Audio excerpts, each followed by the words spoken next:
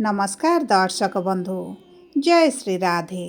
आजिर कार्यक्रमटी समस्त मकर राशिर व्यक्ति विशेषों पई बहुत अधिक गुरुत्वपूर्ण रही कारण यही भिडियोरे आपणकर संपूर्ण अगस्ट मासटी केमिति रहिबो कौन परिवर्तन आपणक जीवन रे आसिबो एवं ग्रह मानकर गोचर एवं राशि परिवर्तन जहाँ यही अगस्ट मासरे आपणक जीवन रे प्रभाव पकाइबो एवं क्यों क्षेत्र गुड़िकरे आपनकु बहुत अधिक सावधान रहिबाकु पड़िबो किंबा आपनकु बहुत अधिक सफलता मिलिबो ताहा एही भिडियो रे आगकु विस्तृत भाबरे आलोचना करिबा।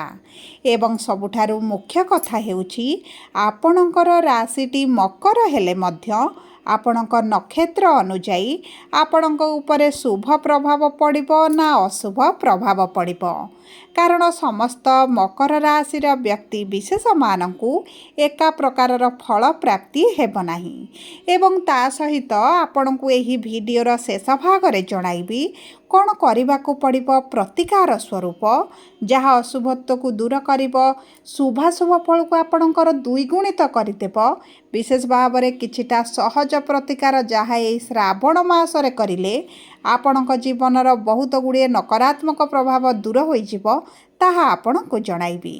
देखंतु दर्शक बंधु एही 2026 वर्षर अगस्ट मासर राशिफलटी पूर्व मास गुड़िक परि साधारण राशिफल नुहे कारण यही अगस्ट मासरे बड़ ग्रह एवं शुभ ग्रह मान करुछंती राशि परिवर्तन जहाँ आपणक जीवनर दिग दिशा को परिवर्तन करिवे। तेबे विलंब न करी आसंतु कार्यक्रमटी को आगक बढ़ाइबा एवं यही अगस्ट मास आपणक पई कि प्रकार आशीर्वाद आणुची सेही विषय रे जानिबा।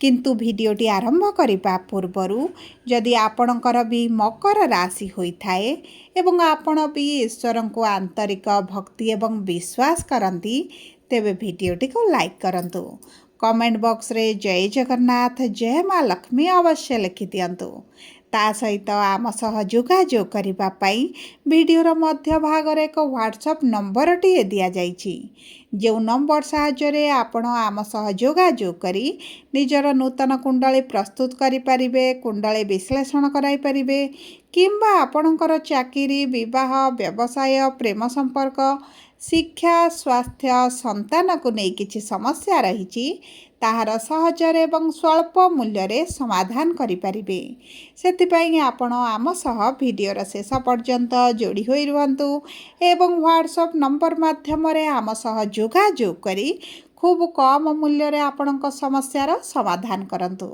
एबे आसंतु कार्यक्रमटी को आगक बढ़ाइबा एवं जानिबा आपणक मकर राशिर नक्षत्र अनुजाई कि प्रकार फल प्राप्ति हेबो किंतु सर्वप्रथमे जानिबा नवग्रहंकर स्थितिटी केमिति रहिबो। देखंतु आपणक राशिर द्वितीय भावरे राहु तृतीय भावरे शनि पंचम भावरे मंगल षष्ठ भावरे बुध सप्तम भावरे सूर्य एवं गुरु अष्टम भावरे केतु एवं नवम भावरे शुक्र विराजमान करिसंती जहा फल से गृह गुड़िकर सेमानंकर प्रभाव अधिक रहिबो एवं एही अगस्ट मासर 1 तारिख रे शुक्र 3 अगस्ट रे मंगल 5 अगस्ट रे बुध एवं 17 अगस्ट रे सूर्य करुछंती राशि परिवर्तन ताहार प्रभाव मध्य बहुत अधिक प्रभाव पकाइबा पाई जाउची।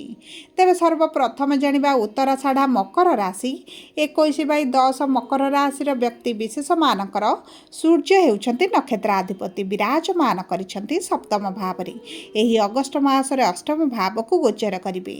एही समय मध्यरे आपणकर स्किन रिलेटेड समस्या किछिटा देखा देई पारे से दिग प्रति आपणको ध्यान देबाको पड़िबो। जदि आपण टंका विनियोग करूछंती किंबा कोनोसी शेयर मार्केट लॉटरी भली योजना रे आपण अर्थ लगाइबा पई चिंता करूछंती तेबे अगस्ट मास 17 तारिख परठारु न लगाइबा आपणक पई अत्यंत शुभदायक रहिबो। सूर्य आपणक अष्टम भाव रे विराजमान करी आपणकर जदि पूर्वरु कोर्ट कचेरी केस रहितला सेही सब क्षेत्र रे शुभाशुभ फल प्रदान करिवे किंतु स्वास्थ्यगत समस्या किछिटा देई पारंती कारण अष्टम रे सूर्य आपणको उत्तम फल प्रदान करिवे नाही। आपणकर मान सम्मान हानि पहुंचाई पारंती किछिटा आपणको ऊपर आरोप ଲାଗିପାରେ।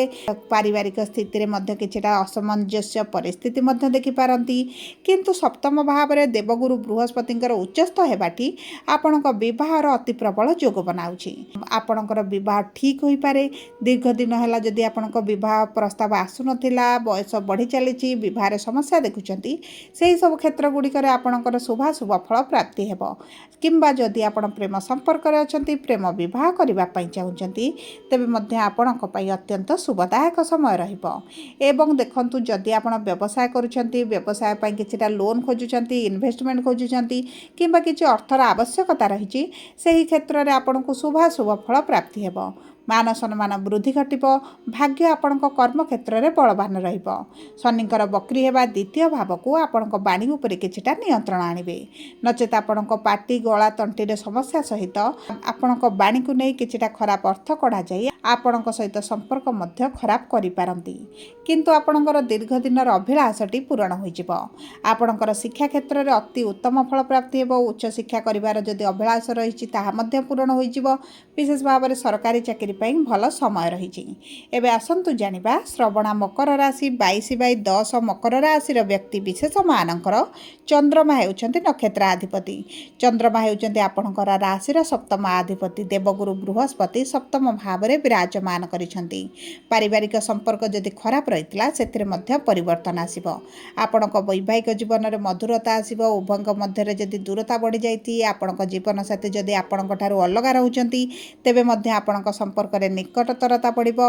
କିମ୍ବା ଆପଣଙ୍କ ଜୀବନସାଥୀଙ୍କ ସହିତ ଆପଣଙ୍କର ଦେଖା ହୋଇପାରେ, ସମ୍ପର୍କରେ ମଧୁରତା ଆସିପାରେ। ପୂର୍ବରୁ ଯଦି ଡିଭୋର୍ସ ଭଳି ପରିସ୍ଥିତି ଆସିଛି, ସେହି କ୍ଷେତ୍ରରେ ମଧ୍ୟ ଶୁଭାଶୁଭ ଫଳ ପ୍ରାପ୍ତି କରିବେ। ତା ସହିତ ଦେବଗୁରୁ ବୃହସ୍ପତିଙ୍କର ପଞ୍ଚମ ଦୃଷ୍ଟି ଆପଣଙ୍କର ଏକାଦଶ ଭାବକୁ ଥିବା କାରଣରୁ ରୋଜଗାରରେ ବୃଦ୍ଧି ଘଟିବ। କିଛି ଏକ୍ସଟ୍ରା କାମ ଆପଣ କରିପାରନ୍ତି, ଏକ୍ସଟ୍ରା ଡ୍ୟୁଟି କରିପାରନ୍ତି, ଯେଉଁ କାରଣରୁ ଆପଣଙ୍କର ଆର୍ଥିକ ସ୍ଥିତିରେ ପରିବର୍ତ୍ତନ ଆସିବ। ଅଚାନକ ଧନ ଲାଭ ହୋଇପାରେ। କିମ୍ବା କୌଣସି ଜାଗାରେ ଯଦି ଆପଣଙ୍କ ଅର୍ଥ ଫସିକି ରହିଥିଲା, ସେହି ଅର୍ଥ ଆପଣଙ୍କୁ ପ୍ରାପ୍ତ ହୋଇପାରେ। ତା ସହିତ ଯଦି ଆପଣ ଅନଲାଇନ୍ ରିଲେଟେଡ୍ କିଛିଟା କାର୍ଯ୍ୟ କରୁଛନ୍ତି, ଆପଣଙ୍କ ରୋଜଗାରରେ ବୃଦ୍ଧି ହେବ। ସନ୍ତାନ ପ୍ରାପ୍ତି ପାଇଁ ଅତି ପ୍ରବଳ ଯୋଗ ବନୁଛି। ଯଦି ଆପଣଙ୍କ ସନ୍ତାନ ସୁଖରୁ ବଞ୍ଚିତ ରହିଛନ୍ତି, ତେବେ ଚିନ୍ତାର କୌଣସି ଆବଶ୍ୟକତା ନାହିଁ। ଆପଣଙ୍କର ସନ୍ତାନଙ୍କ ଭାଗ୍ୟ ମଧ୍ୟ ତାଙ୍କ ସାଥ ଦେବା ଆରମ୍ଭ କରିବ। ଏବେ ଆସନ୍ତୁ ଜାଣିବା ଧନିଷ୍ଠା ମକର ରାଶି 23/10 ମକର ରାଶିର ବ୍ୟକ୍ତି ବିଶେଷମାନଙ୍କର ମଙ୍ଗଳ ହେଉଛନ୍ତି ନକ୍ଷତ୍ରାଧିପତି। ବିରାଜମାନ କରିଛନ୍ତି ପଞ୍ଚମ ଭାବରେ। ଏବଂ ପଞ୍ଚମ ଭାବରେ ମଙ୍ଗଳଙ୍କର ଉପସ୍ଥିତିଟି ଆପଣଙ୍କୁ ଊର୍ଜାବାନ ବନାଇବ। ଆପଣଙ୍କ ଶିକ୍ଷା କ୍ଷେତ୍ରରେ ସମସ୍ୟା ଥିଲେ ଦୂର କରାଇବ। ମନପସନ୍ଦର କୋର୍ସ, ମନପସନ୍ଦର କଲେଜରେ ଆପଣଙ୍କୁ ଆଡ଼ମିସନ୍ ପ୍ରାପ୍ତ ହୋଇଯିବ। କିମ୍ବା ଆପଣଙ୍କ ସନ୍ତାନ ପ୍ରାପ୍ତିରେ ଯଦି ବାଧା ହେଉଥିଲା, ଆପଣଙ୍କୁ ସନ୍ତାନ ସୁଖ ପ୍ରାପ୍ତି ହୋଇଯିବ। ପ୍ରେମ ସମ୍ପର୍କରେ ଯଦି ଦୂରତା ବଢ଼ିଛି, କିଛି ନା କିଛି ଡିଷ୍ଟର୍ବାନ୍ସ ହେଉଛି, କୌଣସି ନା କୌଣସି କାରଣକୁ ନେଇ ଆପଣଙ୍କ ସମ୍ପର୍କରେ ସନ୍ଦେହ ଆସିଛି, ତେବେ ସେହି ସବୁ କ୍ଷେତ୍ରରେ ଶୁଭାଶୁଭ ଫଳ ପ୍ରାପ୍ତି କରିବେ। କିନ୍ତୁ ଯଦି ଆପଣ କୌଣସି ମିଥ୍ୟା ରିଲେସନ୍ରେ ଅଛନ୍ତି, ସେହି ସମ୍ପର୍କ ଆପଣଙ୍କ ଭାଙ୍ଗି ଯିବାର ମଧ୍ୟ ବହୁତ ଅଧିକ ସମ୍ଭାବନା ଅଛି।